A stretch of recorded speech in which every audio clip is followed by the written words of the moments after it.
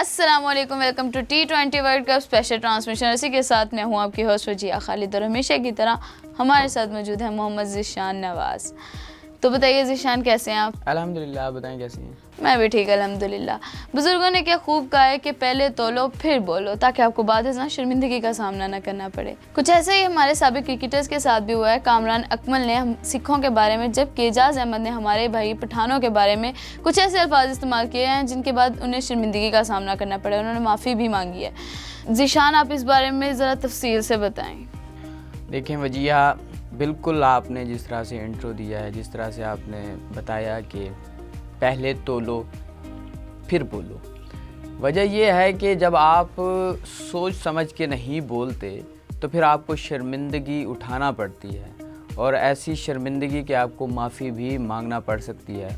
और हमारे साबिक क्रिकेटर्स ने भी ऐसा ही किया। ये आज पहली मर्तबा नहीं हुआ, इससे पहले भी हो चुका है। इससे पहले भी ऐसे बयानात दिए जा चुके हैं, फिर क्रिकेटर्स को माफ़ी मांगना पड़ गई। आपको शायद याद हो तो आज से कुछ अर्सा कबल अब्दुल रज़ाक ने भी इसी तरह के अल्फाज इस्तेमाल किए थे ऐश्वर्या राय के बारे में। फिर ऐश्वर्या राय के बारे में उन्होंने माफ़ी मांगी थी। इसी तरह से गाह बगाह चलता रहता है, क्योंकि क्रिकेटर्स को हमेशा स्क्रीन दी जाती है, मौका दिया जाता है बोलने का, उनसे बातचीत की जाती है, तो फिर वो ऐसे अल्फाज इस्तेमाल कर जाते हैं कि उन्हें शर्मिंदगी बाद में उठाना पड़ती है।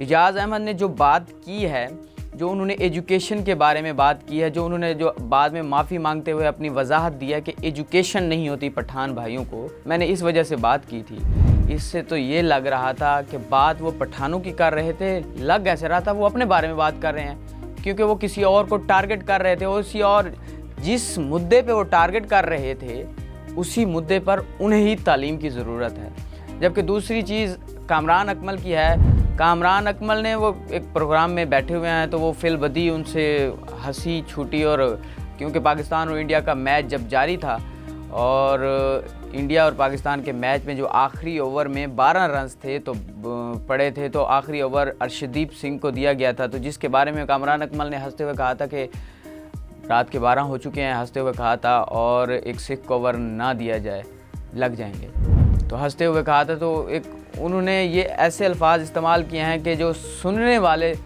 समझने वाले समझ सकते हैं कि वो ऐसा क्यों कह रहे थे या किस तरह से कह रहे थे। तो इस वजह से जब ये वीडियो बयान या ये जिस तरह से जब उन्होंने कहा, तो ये जंगल में आग की तरह फैलता गया। सोशल मीडिया का दौर है, जैसे ही कोई बात गलत होती है तो कोई एक इंसान पिक करके उसे अपलोड कर देता है। सोशल मीडिया पे बैठे लोग उसे कोई सपोर्ट करते हैं तो कोई तनकीद शुरू करने लग जाते हैं।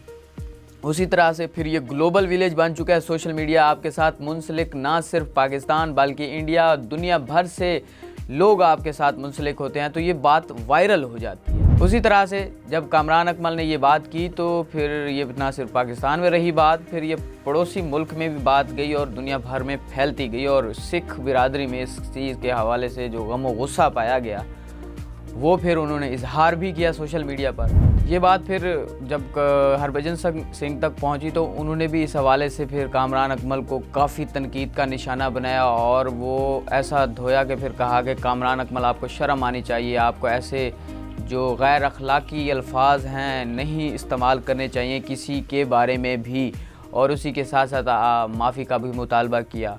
फिर उसके साथ साथ जब ये बात थोड़ा वायरल हुई, फिर कामरान अकमल ने शाम को आके फिर माफ़ी भी मांग ली और कहा कि मेरा कहने का मतलब ये नहीं था, मुझसे गलती हुई है, तो मैं माफ़ी चाहता हूँ। मुझे ना सिर्फ पाकिस्तान में मौजूद बल्कि इंडिया, पूरी दुनिया में सिख लोग जो मौजूद हैं, जिसकी भी दिल आज़ारी हुई है, तो मैं उन सब से माफ़ी मांगता हूँ इस अपने इस बयान के बारे में। तो उसी तरह से पहले ही आप बैठ के ऐसे अल्फाज इस्तेमाल ना करें कि आपको माफ़ी मांगनी पड़ जाए।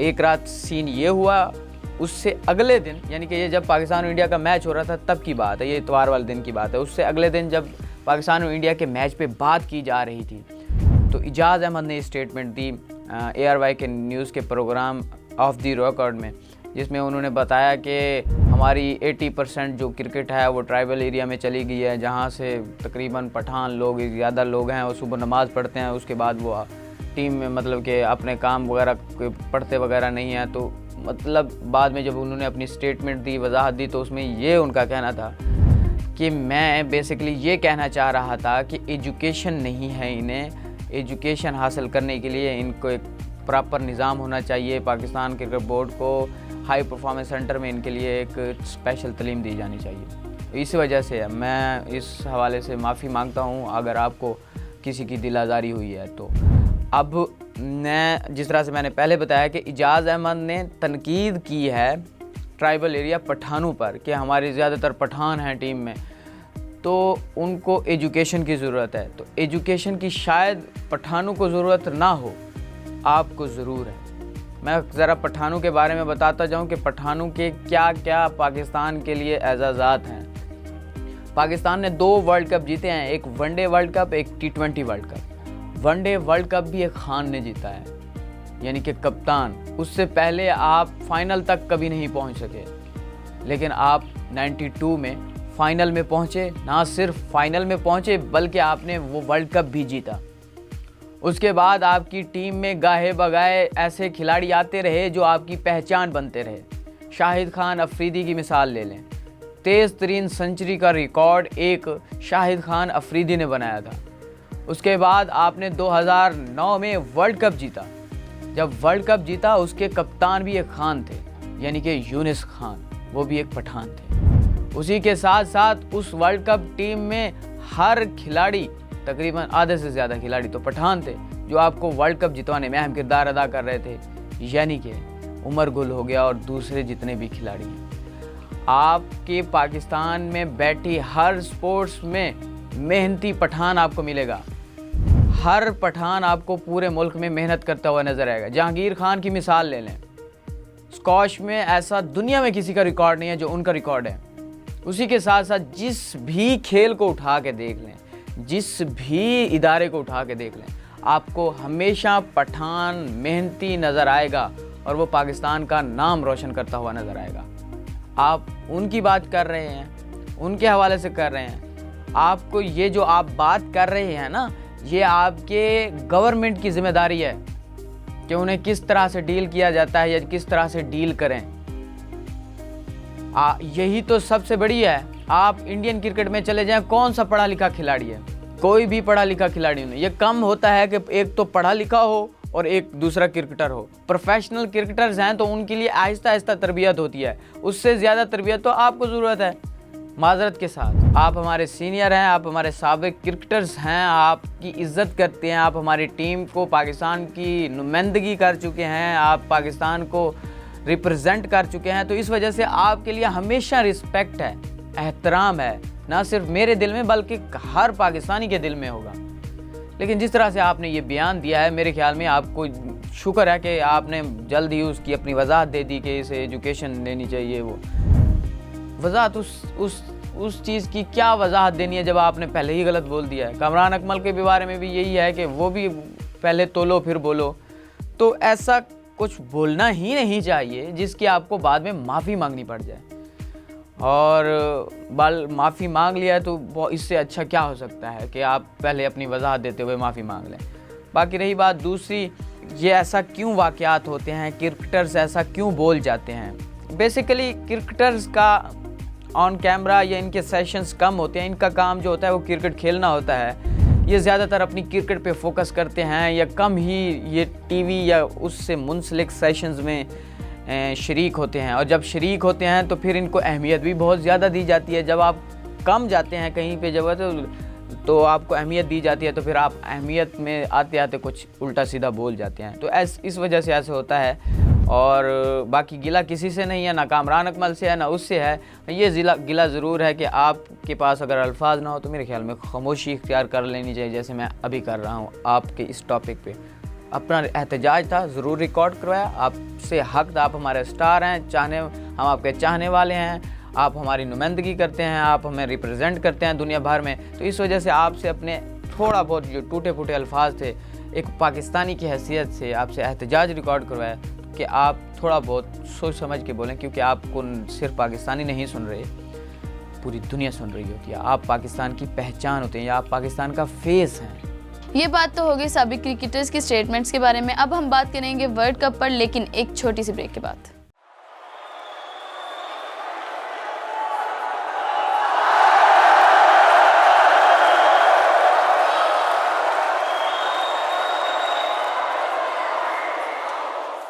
वेलकम बैक नाज़रीन। अब हम बात करेंगे गुज़िश्ता मैच की जो कि पाकिस्तान और कनाडा के दरमियान था और पाकिस्तान वर्ल्ड कप का पहला मैच बिलाखिर जीत ही गया। तो ज़ीशान बताएं कि आप खुश हैं इस मैच को लेके?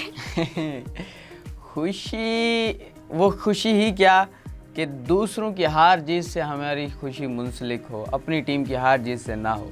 हम ये मैच तो जीत गए हैं लेकिन 2 मैच हारने के बाद जीते हैं और वो 2 मैच अब अगली टीम का यानी कि मुखालिफ टीम जो अच्छा परफॉर्म कर रही है वर्ल्ड कप में, अच्छा खेल रही है, उसके प्लेयर अच्छा खेल रहे हैं, अब उसकी हार की दुआएं करना पड़ेंगी। जिस तरह से अमेरिका ने पाकिस्तान को हराया, फिर पहले कनाडा को हराया, फिर अमेरिका ने पाकिस्तान को हराया, फिर अब वो उसका इंडिया के साथ आज मैच है। तो अब हमें दुआएं करनी है कि इंडिया अमेरिका को हराए और आयरलैंड भी अमेरिका को हराए, तब जाके ऐसा होगा। लेकिन ये क्या खुशी है कि हम अपना छोटा सा टारगेट भी बड़ी मुश्किल से पूरा करते हैं, आसानी से नहीं करते एक छोटी टीम के ख़िलाफ़ भी, और हम उसका इजहार ऐसे करते हैं कि कोई हमने तीर मार लिया, हम ये मैच जीत लिया, हमारे लिए मैच की जीत ज़रूरी थी। अगर हम मैच पे बात करें तो मैच पाकिस्तान का तीसरा था ये वर्ल्ड कप पे और कनाडा का भी तीसरा था।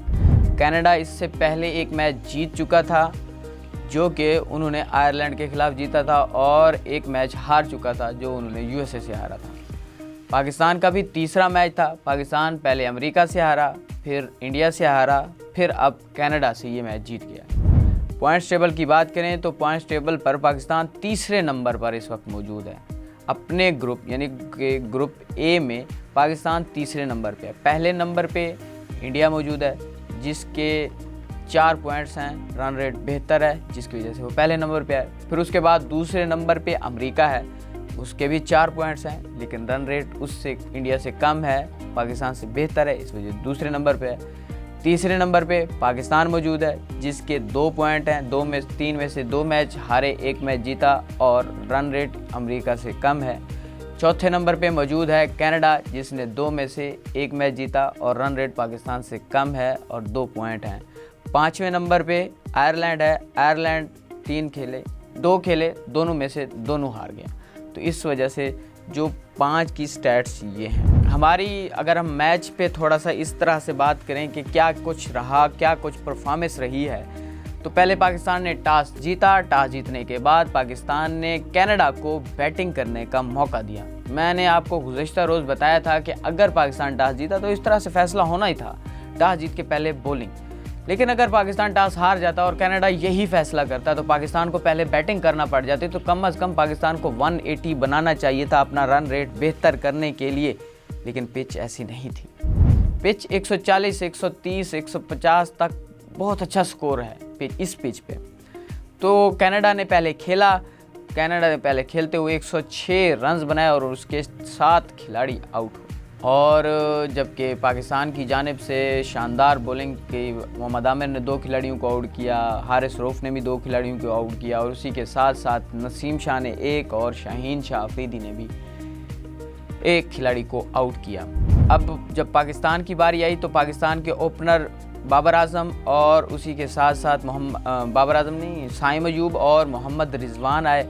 मोहम्मद रिजवान ने 52 रन्स की इनिंग्स खेली पाकिस्तान की जीत में, उन्होंने किरदार अदा किया। और उसी के साथ साथ साइम अयूब एक मरतबा फिर नाकाम हुए, 6 रन्स बनाकर पवेलियन लौट गए। उसके बाद बाबर आजम आए और बाबर आजम ने थोड़ा बहुत स्टे किया मोहम्मद रिजवान के साथ और 33 रन्स की इनिंग्स खेली। फिर बाबर आजम आउट हुए तो फिर आ गए फ़खर जमान ने 4 रन्स की इनिंग्स खेली और वो भी आउट हो गए और पवेलियन लौट गए। उसके बाद आए उस्मान खान और उस्मान खान ने 2 रन्स बनाए, तब तक स्कोर तकरीबन कंप्लीट हो चुका था और पाकिस्तान 3 खिलाड़ी आउट पर 107 रन्स बनाने में कामयाब हो गया, यानी कि 7 विकेटों से पाकिस्तान को फतह नसीब हुई और पाकिस्तान ने ये छोटा टारगेट 17.3 में मुकम्मल किया। और हम ये समझ रहे थे कि पाकिस्तान ये टारगेट, और समझ क्या हमें करना चाहिए था, 12 से 14 ओवर में ये हमें कंप्लीट कर लेना चाहिए था, जिसका इजहार कप्तान बाबर आजम ने भी किया है कि हमें ये कंप्लीट कर लेना चाहिए था। लेकिन पिच बहुत मुश्किल थी, इस वजह से हम आहिस्ता आहिस्ता खेले। हमें रन रेट की बेहतर होने की उम्मीद, पता था हम सब कुछ कर सकते थे, लेकिन पिच बहुत मुश्किल थी। लेकिन इस जीत पे साबिक क्रिकेटर्स ने सवालात उठा दिए कि थोड़े और स्कोर होते तो पाकिस्तान ये हार जाता। जिस अंदाज से पाकिस्तान कल खेला है, अगर ये स्कोर 120, 125, 130 होता तो शायद पाकिस्तान ये मैच, ये जो फैसला अभी आ चुका है, इसका फैसला ये ना होता, इसका फैसला हार की सूरत में होता और पाकिस्तान वर्ल्ड कप में अपने पहले 3 मैच हार गया होता। इस पर सवालात हैं कि पाकिस्तान ने बैटिंग अच्छी नहीं की, बॉलर्स हम मुसलसल बॉलिंग कर रहे हैं, बॉलर्स हम मुसलसल पाकिस्तान की जीत में किरदार अदा करने की कोशिश कर रहे हैं, और लेकिन पाकिस्तानी बैट्समैन पाकिस्तानी बॉलर्स का साथ नहीं दे रहे। गुज़श्ता रोज़ भी ऐसा हुआ, मोहम्मद रिजवान रुके रहे, पिच मुश्किल है, पिच मुश्किल है, पिच मुश्किल है। अगर इस टीम में डोमेस्टिक प्लेयर होते ना तो उनके लिए कोई मुश्किल ही नहीं थी ये पिच। हमें पता था नया मुल्क है, वहाँ पे नई पिचेस होंगी, सब कुछ नया होगा, तो वहाँ डोमेस्टिक के परफॉर्मर्स को शामिल किया जाता। डोमेस्टिक के परफॉर्मर्स हर मुश्किल से मुश्किल पिच पे खेलने की सलाहियत रखते हैं, हर टूटी फूटी पिच पे खेलने की सलाहियत रखते हैं। इतना ब्रेक हो रहा होता है जब ये पाकिस्तान में डोमेस्टिक मैच हो रहे होते हैं। ब्रेक होने की मतलब कि टर्न हो रही होती है बात, फिर उसको भी अच्छे अंदाज में खेल रहे होते हैं। क्यों? वो डोमेस्टिक में खेल इतना खेल चुके होते हैं, उनकी प्रैक्टिस हो जाती है, वो बेहतरीन, वो स्ट्राइक रोटेट करना जानते हैं। 120 बॉलों पे कम से कम, आप इंडिया से 120 बॉलों पे 120 रन से हारे हैं। अगर डोमेस्टिक परफॉर्मेंस इसी तरह से होगा तो इन्हीं पिचेस पे आपको 150 रन बना के देंगे। क्यों? क्योंकि वो स्ट्राइक रोटेट करते हैं, वो बॉल बीट करने, अगर एक बॉल बीट हो जाती है तो अगली पे चौका जरूर मारते हैं, चौका नहीं मारते तो वो 6 रन जरूर बटोर लेते हैं आपसे, सिंगल डबल की सूरत में। सिंगल बना लिया, डबल बना लिया, स्ट्राइक रोटेट करते रहेंगे, स्कोर बनता जाएगा।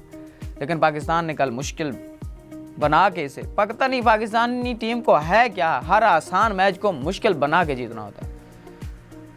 ये सूरत हाल है हमारी क्रिकेट की कि हमें इस बारे में सोचना चाहिए, इस बारे में नहीं, पाकिस्तानी हुकाम को सोचना होगा, वरना नहीं होता। मैं साइम अयूब की कल की बैटिंग को देख के फिर मायूस हो गया हूँ कि हम इसे मुसलसल मौका दिए जा रहे हैं, मुसलसल मौका दिया जा रहे हैं, लेकिन ये 21वां मैच है, उनकी एक 50 भी नहीं है।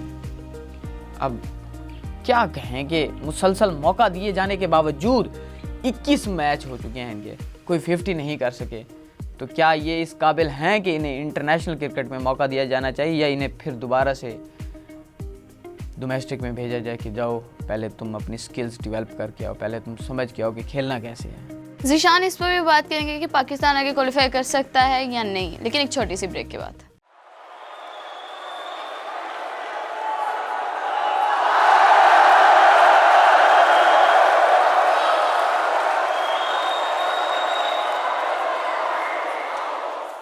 वेलकम बैक नाजरीन। ज़ीशान, पाकिस्तान अपना पहला मैच वर्ल्ड कप में जीत चुका है, अब पाकिस्तान मज़ीद आगे क्वालिफाई कैसे कर सकता है, ज़रा इस बारे में बताएं। ये वो सवाल है जो हर पाकिस्तानी पूछना चाहता है, हर पाकिस्तानी के माइंड में है, जो पाकिस्तान क्रिकेट से ताल्लुक़ रखता है, पाकिस्तान क्रिकेट को पसंद करता है, या पाकिस्तानी क्रिकेट से अब भी उम्मीद लगा के बैठा है, तो वो पूछना चाहता है कि क्या पाकिस्तान सुपर 8 मरहले में क्वालिफाई कर सकता है या नहीं, अगर कर सकता है तो कैसे। अब हमें वक्त ऐसा आ गया है कि हमें इंडिया की जीत की दुआएं करना पड़ रही हैं।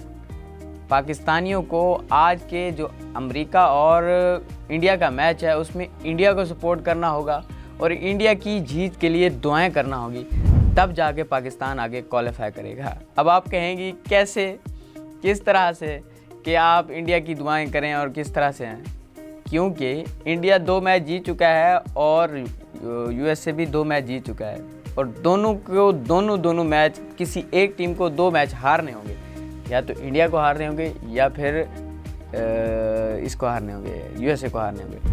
तो दोनों के पास अब दोनों के लिए दुआएं। अब मुझे लग रहा है इंडिया बड़ी टीम है, अपना एक मैच तो हार सकती है, दूसरा नहीं हार सकती, तो इस वजह से हम थोड़ा बड़ी टीम को सपोर्ट कर रहे हैं, छोटी टीम के हारने की दुआएं कर रहे हैं, यूएसए के हारने की। तो अब हमें इंडिया की जीत के लिए दुआएं करना होगी आज के लिए कि इंडिया किसी ना किसी तरीके से आज जीते और यूएसए किसी ना किसी तरीके आज हारे। और इसी तरह से हमें दुआएं करना पड़ेंगी कि आयरलैंड की जीत की भी, कि 14 तारीख को आयरलैंड किसी न किसी तरीके से यूएसए से जीत जाए। और पाकिस्तान के लिए फिर मौका हो कि वो 16 तारीख को पाकिस्तान आयरलैंड को हराए और पाकिस्तान आगे क्वालिफाई करे रन रेट की बुनियाद पे। अगर आज इंडिया जीत जाती है, इंडिया हार जाती है, सवाल ये है कि पहले जीत जाती पे सिनेरियो बयान किया कि आज अगर यूएसए हार जाए, फिर 14 तारीख को भी हार जाए, फिर आ जाए पाकिस्तान आयरलैंड से जीत जाए तो रन रेट बेहतर होने की बुनियाद पर पाकिस्तान आगे चला जाएगा, इंडिया और पाकिस्तान इस ग्रुप से जाएंगे। लेकिन अगर सवाल ये भी है कि अगर इंडिया हार जाती है और यूएसए जीत जाता है तो फिर क्या होगा? अगर उलट हो जाता है तो फिर यूएसए क्वालिफाई कर जाएगा सुपर 8 मरहले के लिए, फिर इंडिया आ जाएगा। इंडिया की आज के हारने की वजह से रन रेट नीचे चला आएगा, फिर इंडिया का मैच होगा आयरलैंड के साथ, तो फिर आयरलैंड के लिए दुआएं करना पड़ जाएंगी कि खुदा के लिए अल्लाह करे कि आयरलैंड हमसे हारे, इंडिया से जीत जाए। एक तो हमारी जीत तो दरकार है ही है, हमसे हारे, हमें पाकिस्तानी टीम परफॉर्मेंस दे के आयरलैंड को हराएं, लेकिन साथ ही साथ वही आयरलैंड जो हमसे हारे वो इंडिया को भी हराए, तब जाके पाकिस्तान और इंडिया आपस में एक ही पॉइंट पे खड़े होंगे, तब जाके रन रेट की बुनियाद पे आगे पाकिस्तान क्वालिफाई करेगा। तीसरा सिनेरियो भी सुन लें कि अगर पाकिस्तान, आयरलैंड, यूएसए और इंडिया, आयरलैंड और यूएसए, इंडिया और आयरलैंड, इनमें से किसी मैच में भी बारिश आ गई, सुन ले पहले, आज का मैच यूएसए और इंडिया, आयरलैंड और यूएसए, पाकिस्तान और आयरलैंड, आयरलैंड और इंडिया, इनमें से किसी भी मैच में बारिश आ गई तो पाकिस्तान वर्ल्ड कप से बाहर। बारिश अहम किरदार अदा करेगी। और ख़बर ये भी है कि पाकिस्तान की किस्मत ख़राब है, अब दुआएं ही पाकिस्तान को आगे ले जा सकती हैं, वरना ये वाला सीन नहीं है। फ्लोरिडा में यूएसए और जो आयरलैंड के साथ मैच है 14 तारीख को, वो बारिश से मुतासर होने के चांसेस हैं। वो ना सिर्फ ये मैच यानी कि आयरलैंड और यूएसए का मैच मुतासर होने के चांसेस है, बल्कि पाकिस्तान और आयरलैंड का भी ज़्यादा मुतासर होने के चांसेस हैं। ये कहा जाता है कि अभी मैं एक रिपोर्ट देख रहा था तो उसमें लिखा हुआ था कि सुन रहा था कि वो फ्लोरिडा का जो मुल्क या जो एरिया है उसमें बारिशें रावलपिंडी इस्लामाबाद की तरह होती हैं। मिसाल के तौर पर कहीं बारिश हो रही है तो कहीं नहीं हो रही, कहीं शहर के मुख्तलिफ हिस्सों में बारिश होती है, तो ये चांसेस हैं कि एक तरफ बारिश हो दूसरी तरफ मैच वाली जगह पे ना हो, ये चांसेस हैं, लेकिन बारिश ज़रूर है। तो सिनेरियो इस तरह से बन चुका है कि पाकिस्तान को जीतने के लिए, आगे क्वालिफाई करने के लिए पहले इंडिया की जीत की दुआ करनी पड़ेगी, फिर उसके बाद आयरलैंड की जीत की दुआ करनी पड़ेगी, फिर उसके बाद पाकिस्तानी टीम की जीतने की दुआ करनी पड़ेगी आयरलैंड से। तो वो थोड़ा मिक्सचर बन चुका है। 3 मुतवक्के सिनेरियो जो हैं वो मैंने आपको रख दिए हैं कि किस तरह से हो सकता है, लेकिन पहला स्टेप यही है कि आज मैच होने जा रहा है तो इंडिया की जीत के लिए पाकिस्तान को या पाकिस्तानियों को दुआएं करना पड़ेंगी। वक्त ऐसा आ चुका है। ज़िशान, आज अमेरिका और इंडिया का मैच है, तो क्या लगता है आज मैच अपसेट हो सकता है? हाँ, क्यों नहीं हो सकता, ये अपसेट हो सकता है। मैं अब इसको अपसेट नहीं कहूँगा। जिस तरह से यूएसए ने खेल परफॉर्म किया है, खेला है इस वर्ल्ड कप में, अपने दोनों मैच जिस अंदाज से खेले हैं, जिस परफॉर्मेंस से खेले हैं, जिस कॉन्फिडेंस के साथ खेले हैं, तो मैं इसे अब अपसेट नहीं कहता। वो अब छोटी टीम नहीं लग रही, बड़ी टीम लग रही है। मेज़बान जिस तरह से होना चाहिए ना घर के शेरों को, उसी तरह से अमेरिका बना हुआ है भाई, उसी तरह से अमेरिका खेल रहा है। अमेरिका जिस तरह से कनाडा को हराया, खतरे की घंटी थी, उसने उसी दिन, मोनक पटेल ने उसी दिन कह दिया था, जिस अंदाज से हम कनाडा के खिलाफ खेले हैं उसी अंदाज से हम पाकिस्तान के खिलाफ खेलेंगे, इसी आज़म के साथ हम इंडिया के खिलाफ खेलेंगे और उनसे जीतने की कोशिश करेंगे। और वक्त ने साबित किया कि वो उसी अंदाज में खेले, उसी अज़्म के साथ खेले और पाकिस्तान को उन्होंने शिकस्त दी। फिर उसके बाद अब वो तीसरा मैच खेलने जा रहे हैं इंडिया के साथ। वही आज़म तो उनका मोराल बुलंद है। पहले वो कनाडा को हरा चुके हैं, फिर वो इंडिया को, पाकिस्तान को हरा चुके हैं। अब वो कोशिश करेंगे कि इंडिया को भी हराएं। एक तो वो क्वालिफाई करना चाहते हैं सुपर 8 मरहले के लिए, दूसरा वो बताना चाहते हैं कि वो किसी भी टीम को हराने की सलाहियत रखते हैं। बिल्कुल हरा सकता है। इंडिया की इसमें हार हो सकती है और इसमें ये कोई बड़ी बात नहीं होगी जिस तरह से कि ये हरा दिया है या फिर छोटी टीम ने इंडिया को हराया, बड़ी टीम है। जिस तरह से वो परफॉर्मेंस दे रहे हैं ना, उनका जॉनसन जो लोकल प्लेयर है, उसी के साथ साथ जो दीगर प्लेयर हैं, अली खान है या फिर मोनक पटेल है या फिर कोरे एंडरसन है, कोई भी परफॉर्मेंस दे के ना, कोई भी प्लेयर परफॉर्मेंस दे के इन्हें मुश्किल में डाल सकता है इंडिया को। और अमेरिका यहाँ पे सख्त हरीफ है, छोटा मोटा हरीफ नहीं है। जिस तरह से हर ग्रुप में पहले कह रहा था कि यार पाकिस्तान का जो ग्रुप है ना, इसमें 2 पाकिस्तान और इंडिया है, दोनों आपस में क्वालिफाई कर जाएंगे और अच्छा हो जाएगा। पाकिस्तान आगे क्वालिफाई करेगा और सुपर ये ग्रुप आसान हो जाएगा। ये नहीं आइडिया था कि अमेरिका इस तरह से खेल परफॉर्म करेगा, इस तरह से खेलेगा और इस तरह से खेलेगा कि दूसरी टीमों को लाले पड़ जाएंगे। इंडिया दुनिया की नंबर 1 टीम को मुश्किल होगी और सवालात हो रहे होंगे, क्या इंडिया हरा सकता है, इंडिया को हरा सकता है अमेरिका? ये सवालात होंगे, क्या पाकिस्तान को हरा सकता है? और वक्त ने साबित किया, उन्होंने हराया भी। तो कुछ नहीं कहा जा सकता, ये एक सिनेरियो हुआ है, अमेरिका हरा सकता है। बस ये कहना चाहता हूँ कि उसकी जिस तरह से परफॉर्मेंस रही है ना, वो अनबिलीवेबल है, वो शानदार है। लेकिन इंडिया के पास भी बॉलर्स मौजूद हैं, इंडिया के पास भी बैटर्स मौजूद हैं। इंडिया 120 को भी डिफेंड कर सकता है। उन्होंने डिफेंड करके दिखाया है पाकिस्तान के खिलाफ। उन्होंने 119 रन बनाए, 120 का टारगेट दिया। अमेरिका कम से कम यूएसए से तो अच्छी टीम है पाकिस्तान की, उससे डिफेंड किया है। लेकिन मैं यहाँ ये भी नहीं कह रहा कि यूएसए अच्छी टीम है। यहाँ पे यूएसए अच्छा परफॉर्म कर रहा है, वो डिज़र्व करता है आगे क्वालिफाई करना। यूएसए के पास बेहतरीन शानदार मौका है कि वो आगे क्वालिफाई करे और सुपर 8 में भी इसी तरह की परफॉर्मेंस दे और सेमीफाइनल के लिए क्वालिफाई करे। आगे किस्मत है, ये किस्मत पे डिपेंड करता है, लक पे डिपेंड करता है कि यूएसए आगे जाता है या नहीं जाता। बट उसके पास बेहतरीन मौका है इस वर्ल्ड कप में खुद को मनवाने का। अगर वो खुद को मनवा गया ना इधर, भले भले फिर पाकिस्तान और अमेरिका की सीरीज़ें होंगी, आप देखिएगा, क्योंकि अमेरिका एक बड़ी टीम बन चुकी है। बस जिस तरह से आपने सवाल किया है ना कि क्या हरा सकता है, तो मेरा जवाब हाँ में है, हरा सकता है। और हो सकता है कि ऐसा हो भी जाए आज और अमेरिका इंडिया को हरा दे। ज़िशान, क्या इंडिया चाहेगा कि पाकिस्तान सुपर 8 मरले में क्वालिफाई कर ले?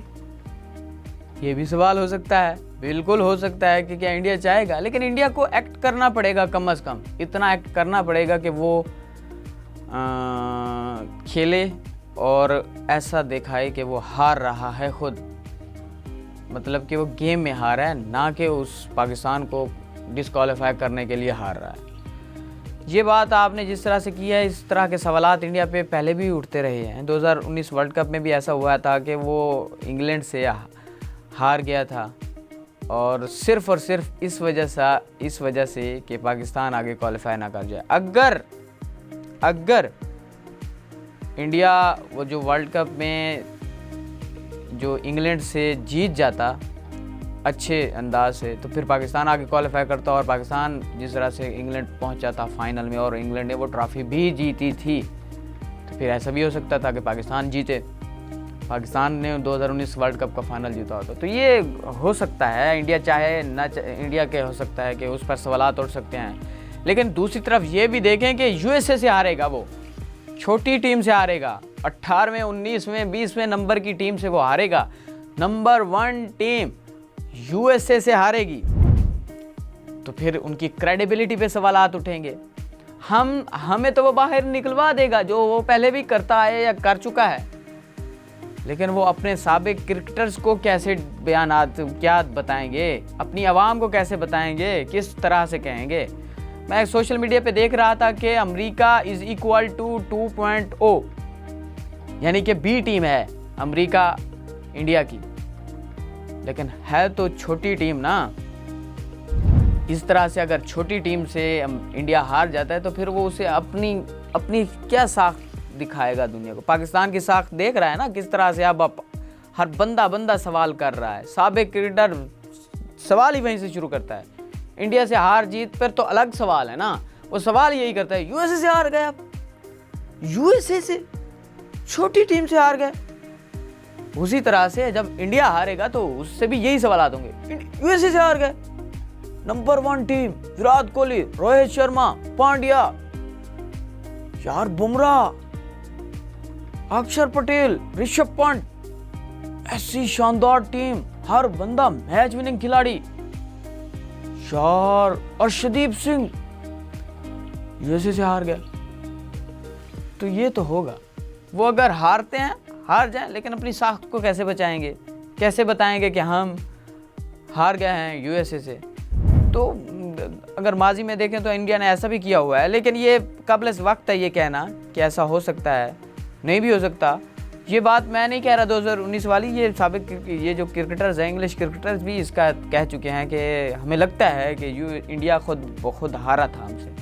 बड़ा टारगेट था वो, तो आई थिंक 300 प्लस का टारगेट था, वो खुद ब खुद वो हारा। 312 रन का टारगेट मेरे ख्याल में था, वो इंडिया खुद हारा था। बना सकता था, चेस कर सकता था, लेकिन नहीं किया था उन्होंने। तो हो सकता है आपकी बात बिल्कुल ठीक हो, सवाल आपका जायज़ हो, लेकिन वो उसने अपनी साख्त भी देखनी है। तो वो कम से कम ये नहीं करेगा दूसरों पे दीवार गिराते गिराते अपनी दीवार नहीं गिराएगा। जी तो नाज़रीन, इसी के साथ वक्त हो जाता है एक छोटी सी ब्रेक का। मिलते हैं एक ब्रेक के बाद।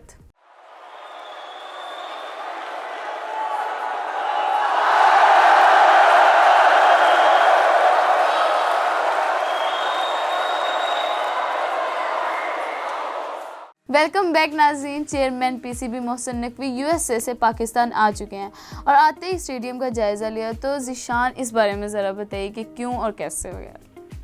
बेसिकली स्टेडियम अपग्रेड हो रही है, स्टेडियम को दोबारा से थोड़ा बहुत जो उनका इंफ्रास्ट्रक्चर है बेहतर करने की कोशिश की जा रही है, क्योंकि अगले साल फेब में और मार्च में चैम्पियन ट्रॉफ़ी होने वाली है, जिसकी मेज़बानी पाकिस्तान के पास है। और उस थोड़ा सा मैं स्टेडियम अपग्रेडेशन पे तो आता ही हूँ, लेकिन पहले मैं चैम्पियन ट्रॉफ़ी के बारे में आपको बताता चलूँ, जो हमने अपने व्यूवर्स को इस बारे में नहीं बताया, अब बता देते हैं कि चैम्पियन ट्रॉफ़ी जिसकी मेज़बानी पाकिस्तान के पास है, 8 टीमें शरीक होंगी और उन 8 टीमों में इंडिया भी शामिल है और इंडिया की टीम पाकिस्तान आएगी। 3 शहरों का पाकिस्तान ने जो शेड्यूलिंग दी है आईसीसी को कि 3 शहरों में मैच होंगे, वो कौन कौन से होंगे? वो कराची, रावलपिंडी और लाहौर। जो आईसीसी को बताया है कि 3 मैच होंगे कराची में, जिसमें से एक सेमीफाइनल होगा और 2 ग्रुप स्टेज के मैच होंगे। रावलपिंडी में 5 मैच होंगे, एक सेमीफाइनल होगा, बाकी जो 4 मैच होंगे वो ग्रुप के होंगे। बाकी जितनी भी मैच होंगे यानी कि 7 मैच वो लाहौर में होंगे और उन 7 मैचेस में फ़ाइनल शामिल है एक, और उसी के साथ साथ इंडिया के 3 मैच भी शामिल हैं। इंडिया के 3 मैच लाहौर में होंगे, क्योंकि इंडिया की जो सिक्योरिटी इश्यूज़ की वजह से इंडिया की टीम लाहौर में ही आएगी और लाहौर में रहेगी, अपने तीनों मैच यहीं पे खेल के वो वापस रवाना हो जाएगी। अगर इंडिया सेमीफाइनल के लिए जाता है तो ऐसा हो सकता है कि सेमीफाइनल को भी शिफ्ट कर दिया जाए लाहौर में। कुछ इस पर भी थोड़ी बहुत तजवीज़ जो है मुमकिन तौर पर हो सकता है। फ़ाइनल तो लाहौर ही है, लेकिन अगर ना हुआ तो फिर शिफ्ट किया जा सकता है। ये पीसीबी की जानिब से ज़राए के मुताबिक कुछ जो मुतवक्के शेड्यूल था वो दिया गया है। और उसी के साथ साथ इंडिया आएगा या नहीं आएगा, अब यहाँ पे ये सवाल करेंगे आप। इंडिया आए या ना आए उसकी गवर्नमेंट की जवाबदीदी है। अगर आ गया तो उसको गवर्नमेंट इजाज़त एनओसी देगी तो आएगी, ना दिया तो नहीं आएगी। लेकिन आईसीसी का इवेंट है, इंडिया को इसका नुकसान होगा, लेकिन इतना नुकसान होगा कि एक बड़े टूर्नामेंट से वो बाहर हो जाएगा। ये नुकसान होगा, कोई फाइनेंशियली तौर पे कोई नुकसान नहीं होगा। फाइनेंशियली तौर पे बैद नज़र से देखें तो ज़रूर होगा। उनका एक टूर्नामेंट, एक दुनिया क्रिकेट का सबसे बड़ा टूर्नामेंट जिसे मिनी वर्ल्ड कप कहा जाता है, वो हो रहा होगा। दुनिया की बेहतरीन टीमें वहाँ मौजूद होंगी और एक टीम नहीं होगी जिसे होना चाहिए था, इस वजह से कि वो सियासी तौर पे वो बाहर है। तो इस वजह से इंडिया आएगा, मेरे ख्याल में उसे अपनी गवर्नमेंट देगी। हाँ, ये ज़रूर हो सकता है कि मुझे कुछ ज़राए से थोड़ा बहुत मेरा अपना ओपिनियन भी है, कुछ ज़रा मुझे ये भी कंफर्म करते हैं कि यार ये थोड़ा बहुत चलता रहेगा चपकले। जब पाकिस्तान ने इंडिया वर्ल्ड कप के लिए जाना था तो इसी तरह से चलता रहा, पाकिस्तान जाएगा, पाकिस्तान नहीं जाएगा, पाकिस्तान जा रहा है, पाकिस्तान नहीं जा रहा, पाकिस्तान हुकूमत दे रही है, नहीं दे रही, तो ये चलता रहा था। लेकिन दिसंबर और जनवरी के आसपास जो इंडियन सिक्योरिटी का वफद पाकिस्तान आएगा, लाहौर आएगा और वो सिक्योरिटी इंतज़ामात का जायज़ा लेगा, वो रिपोर्ट बनाएगा, रिपोर्ट बना के वो अपनी गवर्नमेंट को देगा। अपनी गवर्नमेंट को देने के बाद फिर फैसला होगा कि इंडिया की टीम पाकिस्तान आती है या नहीं आती।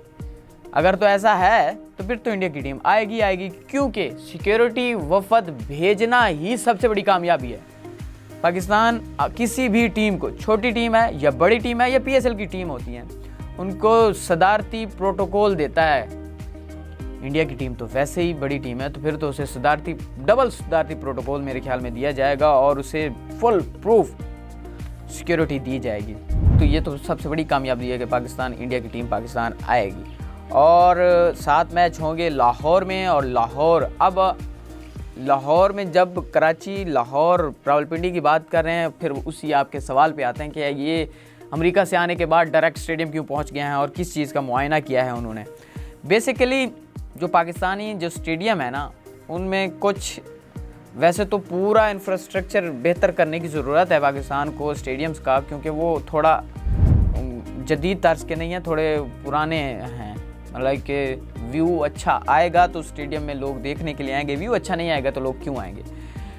तो कराची का व्यू अच्छा नहीं है, रावलपिंडी का बेहतर है और लाहौर का भी बेहतर है, लेकिन उसको भी बेहतर करने की कोशिश की जा रही है। सबसे पहले उन्होंने काम स्टार्ट कर दिया कहाँ पे, कज़ाफ़ी स्टेडियम लाहौर से, और जो उसकी मेन बिल्डिंग है उसमें दफातर वगैरह को थोड़ा सा गिरा के उसे थोड़ा बहुत अपग्रेड किया जा रहा है। और इसी के साथ साथ जो इमरान खान और फजल महमूद इंक्लूजर हैं साथ हैं इस बिल्डिंग के साथ, उनमें भी सीटिंग कैपेसिटी को बढ़ाया जा रहा है। वो सिर्फ सीटिंग कैपेसिटी को इन सेल्फ उसको नहीं बढ़ाया जा रहा है, उससे ऊपर एक और इंक्लूजर बनाया जाएगा जिससे शायकीन के बैठने की गुंजाइश बढ़ जाएगी। और जिसका पाकिस्तान क्रिकेट बोर्ड ने अपग्रेडेशन का सिलसिला शुरू कर दिया है। उसके बाद रावलपिंडी, फिर उसके बाद कराची, ऐसा तमाम शहर, तमाम जो स्टेडियम हैं इन पर काम शुरू होगा। और एक तो व्यू बेहतर किया जाएगा शायकीन क्रिकेट के लिए, और दूसरा सीटिंग कैपेसिटी को भी बढ़ाया जाएगा, और तीसरा ताकि शायकीन क्रिकेट को मोटिवेट किया जा सके कि आएँ स्टेडियम में पाकिस्तान का मैच देखें, चैम्पियन ट्रॉफी के मैच देखें और टीम को सपोर्ट करें। इसी के अलावा स्टेडियम्स में जदीद तर्ज की डिजिटल स्क्रीनें भी लगाने का सोचा जा रहा है ज़राए के मुताबिक, कि स्टेडियम में डिजिटल स्क्रीन्स लगाई जाएंगी, जिनके पास वो व्यूज़ का थोड़ा बहुत इशू होता है, नज़र नहीं आता, तो वो स्क्रीन्स पर भी देख सकेंगे। ये तो बहुत अच्छी बात है कि इंडिया पाकिस्तान आएगा, लेकिन ज़िशान अवाम बहुत तनकीद कर रही है कि हम जो है टैक्स देते हैं क्रिकेट बोर्ड को, तो इसमें कितना सच है?